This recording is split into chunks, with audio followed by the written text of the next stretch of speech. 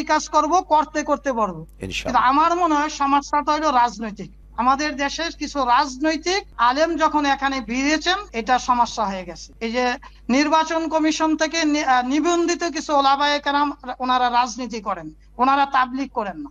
এমনকি আমি দেওবন্দ 5 তারিখের সমাবেশে কিছু ওলামায়ে কেরাম দেখেছি যাদেরকে আমি দেওবন্দে দেখেছি। আমি দেওবন্দেরকে ওনাদেরকে নেজামুদ্দিন বা সাত্তা মসজিদে তাবলীগ করতে আমি দেখিনি। পরে ওনারা জুড়ছেন কিনা জানি না। ওনারা বড় মাপের আলেম এবং ওনাদের বাংলাদেশে অনেক বড় খেদমত আছে। কওমি মাদ্রাসায় হাজার হাজার আলেম ওলামা আছে। কিন্তু আমার প্রশ্ন হলো, নির্বাচন কমিশন থেকে নিবন্ধিত দলের লোকেরা এই দাওয়াত ও তাবলীগে কেন?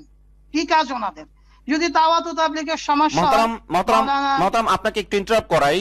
আপনি যেহেতু এখন এই পারপাস, মানে এই জায়গায় এসে যেই পারপাস আপনি কথাটা বলছেন, এটা কিন্তু একটু অভিযোগের দিকে যায়। যদিও আপনি কোনো ব্যক্তির